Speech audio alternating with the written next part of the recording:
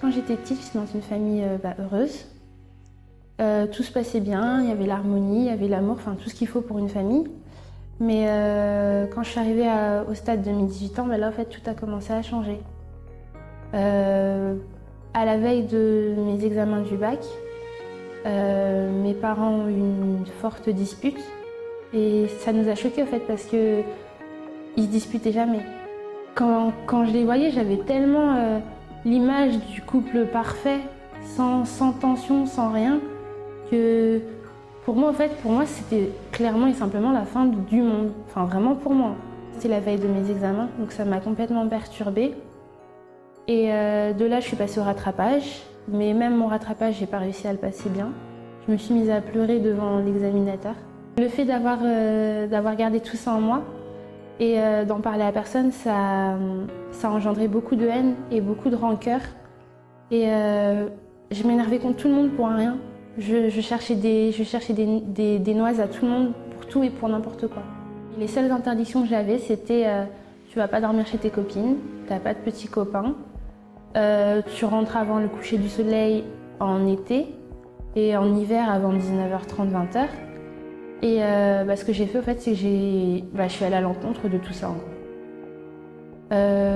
Quand je sortais des cours, je trouvais toujours des excuses pour rester dehors. Je m'étais inventé que j'allais au sport parce que j'étais forte en athlétisme.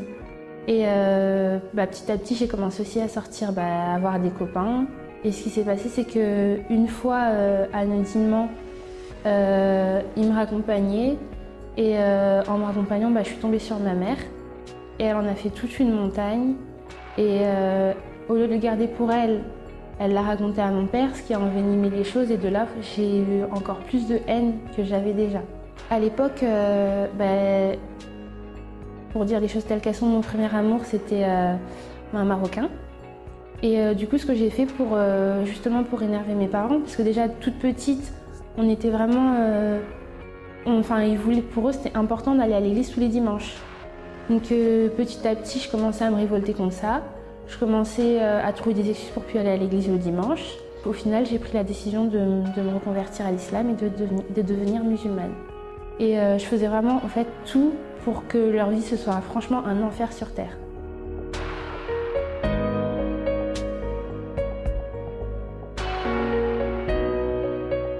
Et de là, ma mère, elle était venue un été à Paris. Donc elle a commencé à aller à l'église au centre d'accueil avec ma grande sœur.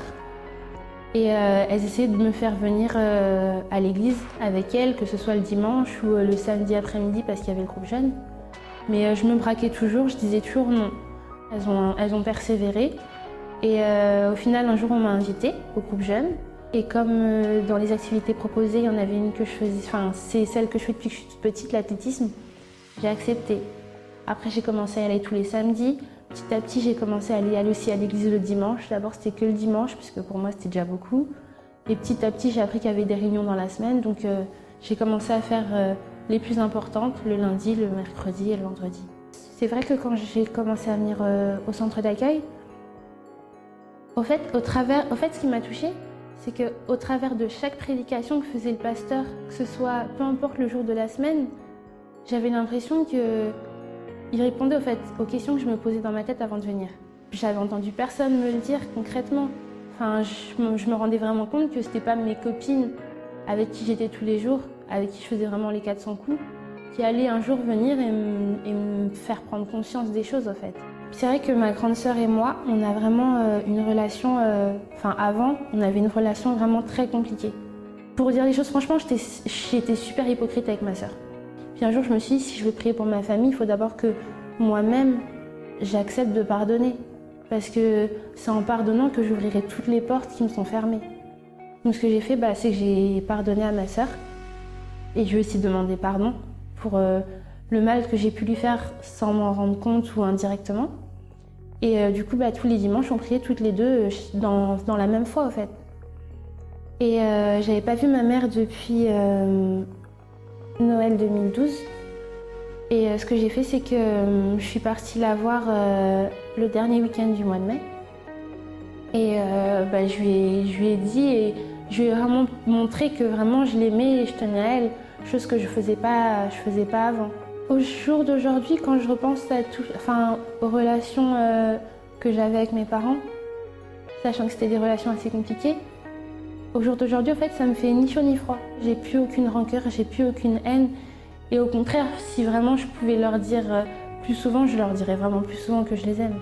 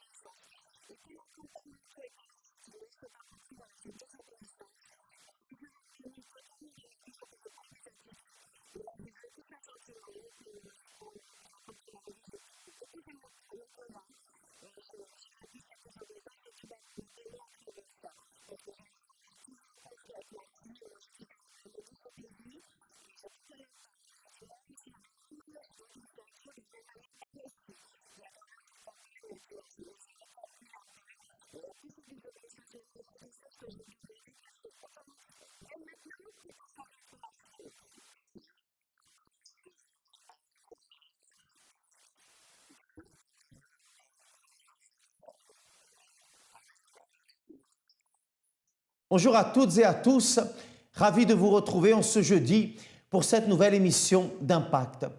Saviez-vous que la famille est un don divin, la famille est un don de Dieu, un cadeau. Lorsque nous parlons de don, nous pouvons parler de cadeau, un présent de Dieu. Effectivement, Dieu a créé l'homme de la poussière. Et voyant qu'il était seul et qu'il n'était pas bon qu'il soit seul, alors il a formé de cet homme la femme et les a placés tous les deux dans un endroit, dans un lieu idyllique, paradisiaque, le jardin d'Éden, où il n'y avait ni dispute, ni guerre, ni vice, ni trahison, ni méchanceté, ni problème. Bref, où il y avait la paix, la joie, l'harmonie. Voilà le modèle de la famille selon l'auteur de la vie. Et aujourd'hui, jeudi, nous allons, tout au long de cette émission, vous passer le témoignage de personnes dont la famille a été restaurée. Des personnes dont la famille a été replacée dans le projet, dans le plan de Dieu. Des familles qui étaient détruites, qui étaient brisées et qui ont été restaurées. Accompagnez ces histoires. Ma fille, au moment que je l'invitais à l'église, elle ne voulait jamais venir. Elle était rebelle. Je demandais à son père pour qu'elle puisse venir. Son père ne voulait pas qu'elle vienne. Et par moments, moi-même, je la forçais à venir. Et puis un jour, je me suis dit non, il ne faut pas que je la force à venir. Il faut que je laisse Dieu faire. Et au moment que je l'ai laissée, un jour, il y avait un événement du groupe jeune. Et il y a un des jeunes qui l'a invitée. Elle est venue et depuis, elle est dans le groupe jeune. Elle se donne, elle fait partie du groupe de chant. Elle est là tous les samedis, même en semaine, elle est là, elle se donne. Elle a changé? Elle a changé complètement. À travers le vœu que vous avez fait? Le vœu, les chaînes de prière, les offrandes et tout, elle a changé. Amen. Grâce à Dieu. Amen. J'étais privée de ma famille. Je n'avais pas une stabilité de vie familiale. C'est-à-dire, même mes propres enfants étaient comprimés, pas ma propre famille aussi. Parce que ma propre famille comprimait mes enfants, puis se servait d'eux comme moi, je dois travailler pour eux. Donc, comme on a grandi dans le catholicisme, et moi j'ai connu le Seigneur avant eux. Bon, j'ai connu le Seigneur que mes parents n'ont pas connu, parce qu'on allait chez les catholiques. Donc, pour faire convertir mes enfants, c'était tout un problème. Pour vivre même dans le même toit avec mes enfants, c'était tout un problème. Donc, quand je suis venue en France, j'ai fait les papiers français pour mes enfants. Ça a été bloqué parce qu'eux, ils disaient qu'ils verront là où mes enfants vont traverser la mer pour venir vivre avec moi. Donc, j'ai demandé à Dieu de me diriger parce que j'avais besoin de la main de Dieu et j'ai eu les semeurs, les évangélistes qui m'ont évangélisé. Je suis venue ici trouver la période de la campagne d'Israël. Je n'ai pas cherché à comprendre. Dès que j'ai vu les témoignages, j'ai pris l'enveloppe. La même semaine que j'ai déposé l'enveloppe, au bout de 4 ans que j'avais déjà demandé leur nationalité, ça ne venait pas. La même semaine que j'ai déposé l'enveloppe, c'était le dimanche. Le lundi matin, j'ai eu ma convocation pour aller retirer leur certificat de nationalité française. Et après que j'ai eu leur nationalité, même pour les faire venir, c'était encore un combat pour leur faire les passeports pour entrer ici. J'ai continué par des chaînes de prière, des jeûnes, des sacrifices, les campagnes d'Israël encore pour aller les chercher. Et Dieu a ouvert la porte pour qu'ils soient. Ils sont là. Et eux-mêmes, ils avaient du mal aussi à accepter de se convertir parce qu'ils étaient comprimés. Mes parents leur disaient que j'étais dans des sectes qui n'entrent pas. Aujourd'hui, ils servent Dieu dans le groupe jeune là. Ils ont changé. Ils ont changé. Ils sont même plus que moi déjà. Bon, ils étaient bizarres. C'était les enfants bizarres. Ils me voyaient comme leur sœur. Maintenant, je vois tous, ils ont changé. Ils me considèrent comme leur mère. Amen. Grâce à Dieu. Merci, madame. Avant d'arriver au centre d'accueil, j'étais avec mon père. Et à l'âge de 11 ans, ma mère, elle est partie me chercher. Et quand je suis arrivée, ma mère, elle avait eu des enfants après moi. Donc, ce qui fait qu'avec mes sœurs, on ne s'entendait pas parce qu'elles ne m'acceptaient pas. Donc, il y avait ma grand-mère qui venait de temps en temps à la maison. Quand elle venait pendant les vacances à la maison, elle me disait... quand elle ne s'entendait pas avec mon père, elle disait des choses péjoratives par rapport à mon père. Et moi, je n'acceptais pas. Et à chaque fois, on se disputait jusqu'à un jour où je me suis battue avec elle. Donc, du coup, ça a mis une certaine tristesse. Donc, du coup, j'étais enfermée. Et j'étais tout le temps dans la chambre en train de pleurer, arrivé à un point où je mangeais plus, je m'alimentais plus du tout parce que j'avais plus envie de vivre parce que je me suis dit si on m'accepte pas, alors à quoi bon vivre? Donc du coup je mangeais plus, donc ma mère elle a commencé à me poser des questions parce que je devenais de plus en plus pâle, je maigrissais. Donc du coup elle a commencé à se poser des questions, pourquoi j'étais comme ça. Donc on est parti voir le médecin et c'est là que le médecin lui a dit que j'étais en train de faire une tentative d'anorexie. Donc et après avec mes sœurs aussi ça n'allait pas à la maison parce qu'on se disputait, on se bagarrait.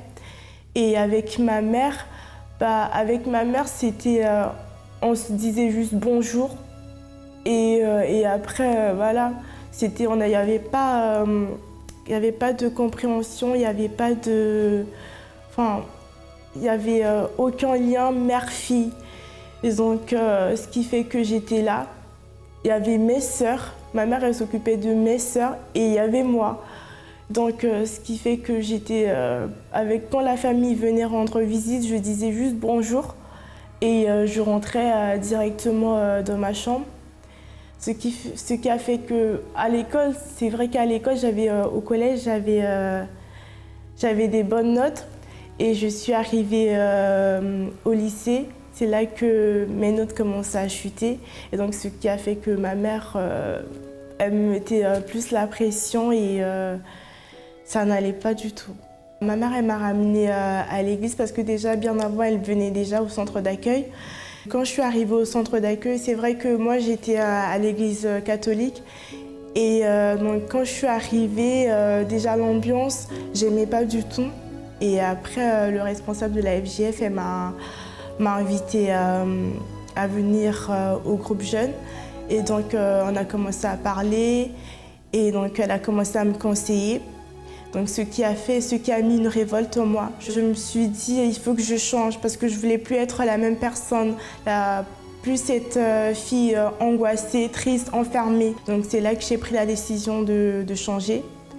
Donc je commençais à venir à l'église, à participer aux chaînes de prière. J'ai accepté l'invitation du responsable, je suis venue au groupe jeune et j'ai vu que les jeunes n'étaient pas...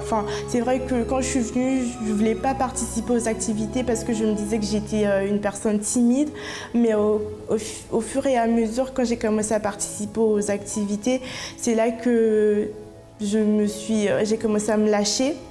À la maison, c'était avec mes sœurs, on ne s'entendait pas, on se disputait. Et donc, on a commencé à se parler, à avoir une entente avec ma mère. Elle ne me confiait pas des choses parce que, voilà, c'est vrai que je disais qu'à chaque fois, c'était à cause de ma mère. Mais cette campagne m'a permis de voir que le problème ne venait pas de ma mère, ça venait de moi, vu que déjà j'ai été une personne enfermée, vu que je n'allais pas vers ma mère, donc elle non plus, elle ne faisait pas le premier pas. Mais grâce à cette campagne, ça m'a permis de pouvoir aller vers ma mère, de parler avec elle. Quand il y avait des situations que je passais, j'ai pu me dévoiler, me confier à elle. Aujourd'hui, je suis une personne plus triste, plus angoissée, donc je suis une nouvelle personne. Vous voyez que à travers la foi, la persévérance, tout n'a pas été facile pour ces personnes. Bien sûr que vous ne pouvez pas vous attendre à une lutte qui soit facile. Comme le dit l'expression, ne pensez pas aller à la guerre avec la fleur au fusil. Nous avons aujourd'hui des résultats extraordinaires, glorieux, mais ces personnes ont dû lutter, ces personnes ont dû sacrifier. Souvent, ces personnes ont dû prendre sur elles-mêmes, c'est-à-dire combien de fois nous avons envie de répondre. Lorsque nous sommes agressés verbalement, lorsque nous entendons des remontrances, lorsque nous ne sommes pas d'accord avec ce que nous écoutons, notre volonté est immédiatement de répondre avec la même force et même avec plus de force. Mais nous devons apprendre à être patients. Nous devons apprendre à être longanime, à comprendre la personne qui est face à nous, à savoir quelle est la raison pour laquelle elle s'adresse à nous de cette manière. Vous savez, nous ne pouvons pas renoncer à nos rêves, nous ne pouvons pas renoncer à nos objectifs parce que les choses sont difficiles. Si ces personnes avaient renoncé, elles seraient encore aujourd'hui en train de vivre dans l'amertume. Qui sait, elle serait aujourd'hui seule. Le mariage aurait volé en éclats, la famille aurait volé en éclats, les enfants aujourd'hui seraient où? Mais il y a eu la force de volonté et vous devez avoir cette force de volonté. Vous qui passez par des moments difficiles au sein de votre famille, au sein de votre foyer, sachez qu'aujourd'hui, nous luttons au Centre d'accueil universel pour vous aider à reconstruire ce que vous aimez le plus. Bienvenue au Centre d'accueil universel. Nous sommes actuellement situés dans 9 régions d'Île-de-France, ainsi que dans certaines provinces et au dom-tom, ouverts 7 jours sur 7, avec 6 réunions par jour. Nous offrons assurément notre aide pour chacun. À toute heure de la journée, vous trouverez en permanence des assistants prêts à vous écouter. Qu'il s'agisse d'une orientation pour vos choix ou pour une situation particulière, tous les sujets peuvent être abordés. Donc si vous êtes à la recherche d'un conseil, d'une oreille attentive, ou juste d'une prière pour reposer votre esprit, n'hésitez pas à venir. Ne vous inquiétez pas si vous ne pensez pas avoir le temps de venir. Si votre situation est difficile, nous avons des séances quotidiennes qui ciblent en profondeur les problèmes liés à tous les domaines de votre vie. Vie financière, santé, bien-être intérieur, famille et mariage, tous ces thèmes sont développés dans nos conférences et réunions hebdomadaires.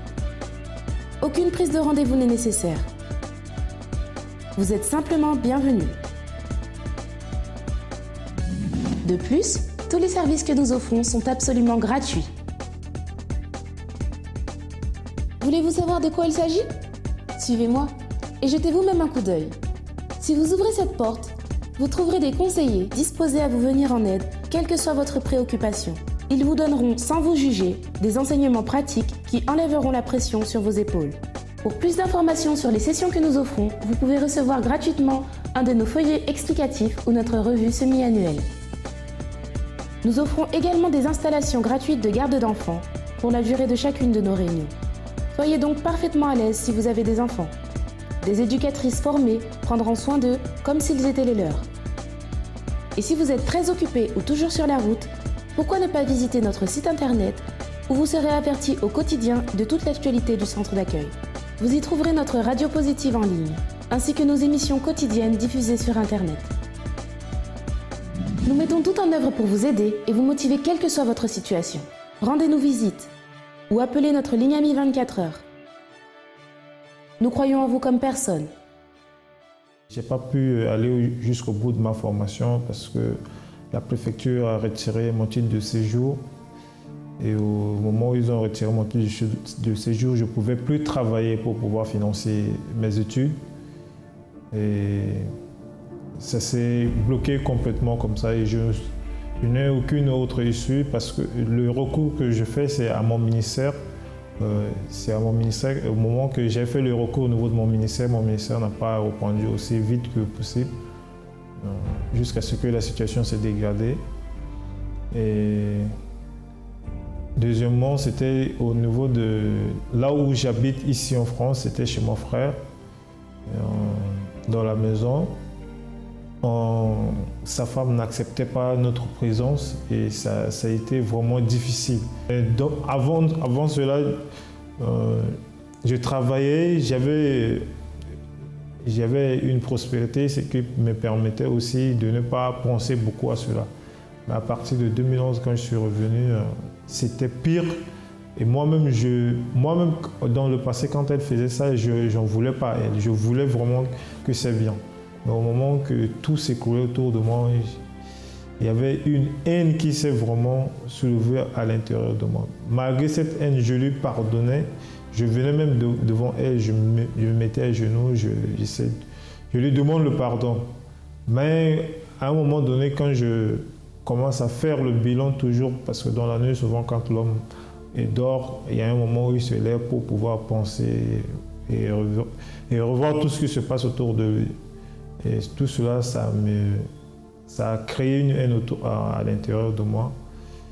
Et vers le mois de janvier 2012, ça a été pire parce que je tombe plus dans l'alcool.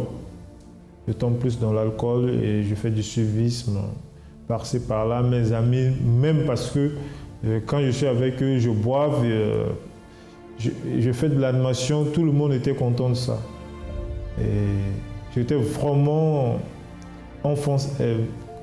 Je n'étais pas vraiment vicié dedans, mais je suis enfoncé au moment où, à un moment donné, moi-même, avant d'aller à l'église, j'ai commencé déjà à me voir dans l'alcool, tout ça. Ce n'est pas quelque chose de bon. C'était ma soeur qui m'avait invité. Elle m'a invité à plusieurs reprises. À la première prière, elle m'a dit viens une deuxième fois. Si tu ne trouves rien, après tu peux repartir.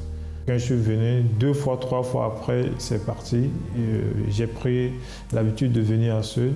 Ma famille qui entre-temps était vraiment dans une impasse difficile. Ma famille a trouvé une communion. Aujourd'hui, je suis délivré de l'alcool. J'ai eu un travail en CDI et dans ces plusieurs propos que j'ai participé à un moment donné, dans le dernier propos et la dernière campagne qu'on a eu à faire, ma vie a été complètement transformée. J'ai eu du mal à avoir des rencontres ou vraiment des relations. Donc en fait, quand je voyais comment ils étaient, mes copines ou quoi, enfin, je me disais que c'était peut-être par rapport à l'apparence voici la différence entre moi et eux, parce qu'avant j'étais vraiment une fille très sage, très calme, et donc je me suis dit que c'était là où ça bloquait, c'était dans ma manière vraiment de m'habiller, de me coiffer, de me maquiller. C'est à ce moment-là que j'ai vraiment pris la décision de tout changer. Entre avant et après, il y avait vraiment une très grande différence.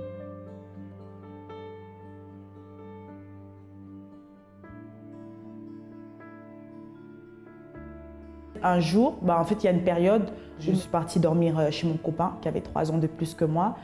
J'avais 13 ans à l'époque et lui, il avait 17 ans. Sa mère, après, m'avait demandé quel âge j'avais, si j'avais moins de 18 ans que je ne pouvais pas dormir, mais j'ai menti. J'ai dit non, j'avais vraiment plus de 18 ans. C'était dans cette soirée-là que vraiment, qu'il a abusé de moi plus de 2 fois. je pouvais pas justifier ni aller dire à sa mère ou ni à la mienne ou peu importe à qui, parce qu'en fait c'était une situation que je me suis déjà engagée. Donc même auprès de la police, ils vont pas comprendre comment ça se fait. Pour eux, ça serait vraiment volontaire.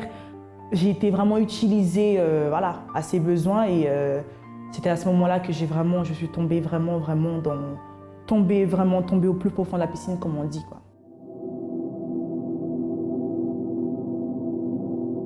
J'ai fait une dépression, je mangeais plus et j'ai perdu, on va dire, 5 kilos, je mangeais vraiment plus. Je réfléchissais qu'à ça toute la soirée, à comment je pouvais lui faire du mal. Bon, en réfléchissant, c'est vrai, je pleurais beaucoup. Je me suis forgé une personnalité que je n'étais pas du tout, c'est-à-dire que je suis devenue violente. Quand s'est passé cet événement-là, que je me suis vraiment fait abuser, mon père il est venu à ce moment-là et vraiment pour ajouter une couche, parce que c'est quelqu'un qui est très dur. J'étais arrogante, je lui disais non, tu n'as rien à me dire, parce que c'est comme si j'avais connu la vie. À travers ces moments, c'est comme si j'avais connu vraiment un départ dans ma vie d'adulte. À un moment donné, je lui ai manifesté ça par des coups. Donc moi-même, je me défendais. Au début, c'était quelques coups, c'était vraiment pour le repousser, que ce soit ses mains ou ses pieds. Au bout d'un moment, je suis vraiment passée à l'acte. On s'est battu. On s'est vraiment battu, et pas une seule fois, vraiment à plusieurs reprises.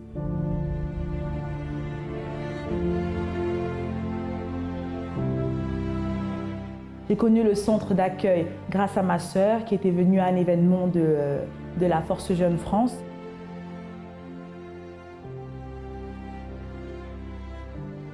J'ai raté cet événement-là, mais le lendemain, cet événement, on l'a répété, on l'a refait. Et c'est à ce moment-là que j'ai vu vraiment que j'avais raté quelque chose et que c'est à ce moment-là que j'ai décidé, voilà, que je voulais vraiment m'intégrer à ce centre-là.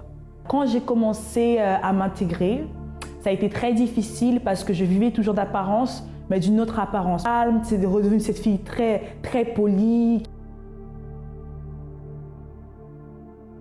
Je me voyais vraiment comme une personne vraiment étant hypocrite, parce que quand je me posais juste un pied dehors, je redevenais vraiment comme j'étais. Donc j'ai pris la décision de changer mon caractère, et suite à ça, en fait, ils l'ont pas du tout remarqué du jour au lendemain, mais c'était vraiment pour moi une opportunité offerte pour que je puisse être moi-même. Alors toute la haine que j'avais, ça s'est totalement dissipé, du sens que j'ai pardonné à ce garçon-là. Par rapport à mon père aussi, cette haine, elle est partie. En fait, c'est vraiment redevenu comme avant. L'amour ou les mots qu'il avait, ou les encouragements. T'inquiète pas, tes études, tu vas réussir. Ton stage, tu vas le trouver. Vraiment une vraie relation père-fille.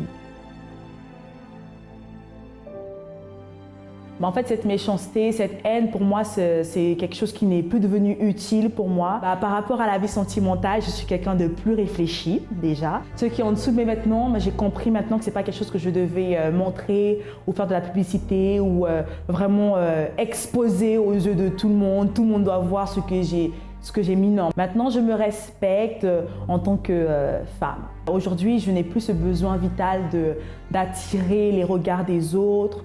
Parce que maintenant, je sais qui je suis. Je n'ai plus besoin de m'exposer ou de prouver quoi que ce soit.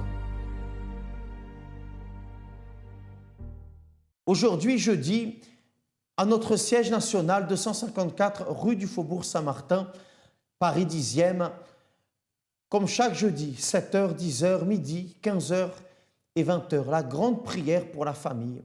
Mais vous n'allez pas seulement venir prier, vous allez venir étudier, c'est presque une école, c'est presque une université de la vie. Vous allez entendre les conseils qui ont fonctionné pour les autres, les orientations qui ont fait leurs preuves et qui fonctionneront également dans votre vie à partir de l'instant où vous êtes disposé à y mettre de la bonne volonté. Je sais que les problèmes ont tendance à nous décourager, à nous abattre. Nous savons que lorsque la tension atteint le summum au sein d'un foyer, au sein d'une famille, l'envie que nous avons est de prendre nos valises et de partir le plus loin possible. Mais fuir n'a jamais été la solution, n'a jamais été le chemin de ceux qui ont triomphé, de ceux qui ont vaincu. Apprenez à lutter d'une manière efficace, d'une manière intelligente et votre famille pourra également se transformer. Pour plus d'informations sur nos réunions, sur le centre d'accueil universel, sur l'émission Impact, la ligne AMI 24 heures, 01 53 35 85 12. Et notre site internet est également à votre disposition, www.centredaccueil.net. Une excellente journée, à bientôt.